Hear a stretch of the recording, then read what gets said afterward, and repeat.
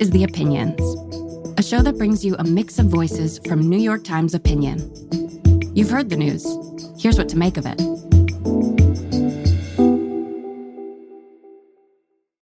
My name is Farah Stockman. I am an editorial board member with the New York Times, and I write a lot about foreign policy and also politics.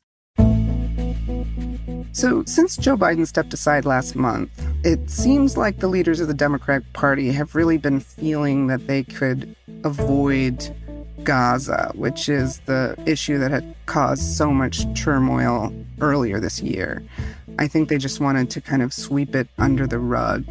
And there was this feeling that Kamala Harris stepping in meant there was this new fresh face at the top of the ticket, and I think there was a hope that that would just be enough. My argument is that she actually needs to do more and that she can do more to assure people that she is going to have a more even-handed approach when she becomes president. So on Thursday night, Kamala Harris took the stage. Thank you, everyone. Thank you. And gave a major speech that was really her reintroduction to the American people. She didn't duck Gaza. She actually had a portion of her speech about Gaza. She threaded the needle between reiterating this mantra about Israel having the right to defend itself and how she will always make sure that Israel has the weapons it needs to avoid another October 7th. President Biden and I are working to end this war such that Israel is secure, the hostages are released. But she also talked about the Palestinian people. And the Palestinian people can realize their right to dignity, security, freedom, and self-determination.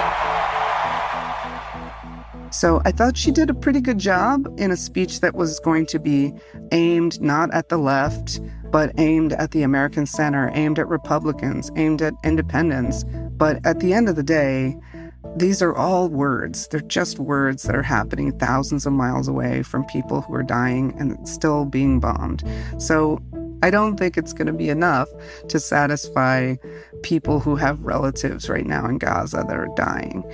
But I do think it's maybe a glimmer of hope that if she is elected, she's going to see the humanity of people that has been ignored for many years, and that if she does see their humanity, she'll make some different decisions.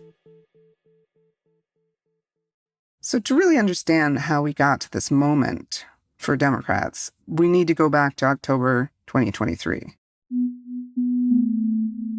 You've always had a bit of tension on the left between those who felt that Palestinians needed to be treated more equally and those who really were progressive on everything except Palestine.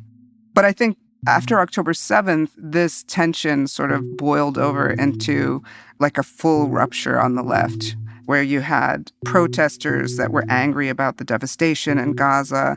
And then you have people who were shocked by the protests, who had never been forced to confront Israel's behavior before.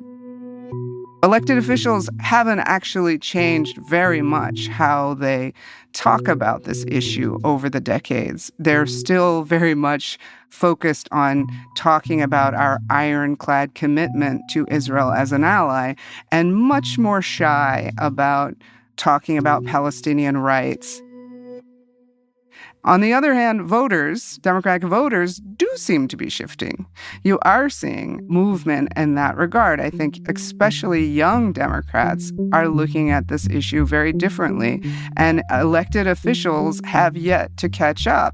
You're seeing some signs of it. Chuck Schumer gave a speech. After 5 months of suffering on both sides of this conflict, our thinking must turn urgently to how we can achieve lasting peace. That was to many people quite stunning earlier this year, where he called for a change in the leadership of Israel. I believe that to achieve that lasting peace, which we so long for, Israel must make some significant course corrections. He was quite harsh against Bibi Netanyahu, but, Bibi Netanyahu still got standing ovations. I want to thank you, Democrats and Republicans, for your common support for Israel, year after year, decade after decade. And was still given a speaking slot in Washington. And a Palestinian elected official cannot get a speaking slot at the Democratic National Convention. So last Monday was a very crazy day for me at the DNC because I started off at the press conference where the uncommitted delegates came and they talked to reporters about their demands. They were all people who were going to the convention. They were active Democrats, and they are people who are very critical of Israel, but there's still people inside the Democratic Party who are working within the system. They basically said, we want to have a Palestinian voice speaking from the main stage at the convention. So they had this press conference and they read out a list of elected officials at the state level who could have been given a chance to speak. And they initially had asked for an American who's just returned from Gaza to be speaking from the main stage. I think that the DNC kind of shut that down pretty quickly, but they gave them a compromise. They gave them a human rights panel.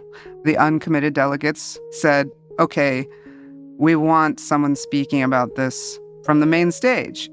As late as Wednesday, they were still hoping to be able to get that to happen. And that at the last minute, a call came in.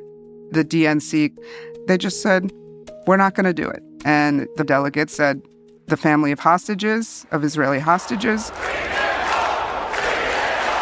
are going to be speaking from the main stage. Hirsch, if you can hear us, we love you. Stay strong. Survive. Bring them home.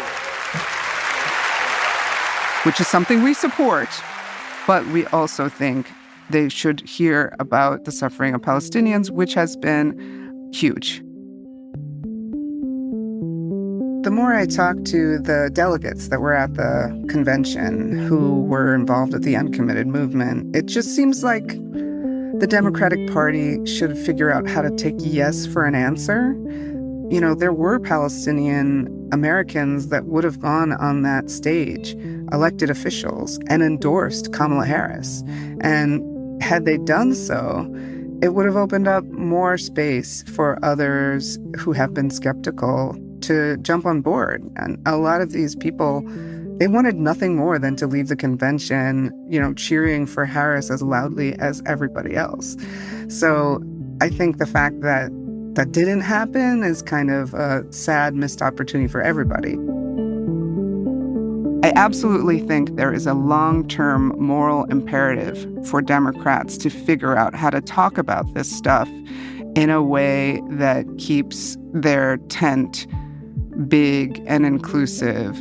When you say that you're the party of social justice, when you say that you're the party of Black and brown people, when you say that you're the party of rule of law and international law and human rights, you can't be silent when these things are happening because young people see it and we're seeing it on our phones every day.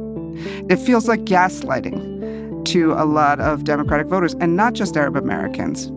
It's also about students and young people and whether this message about Democratic Party values is hollow and empty or a real thing that we can stand on and build a future on.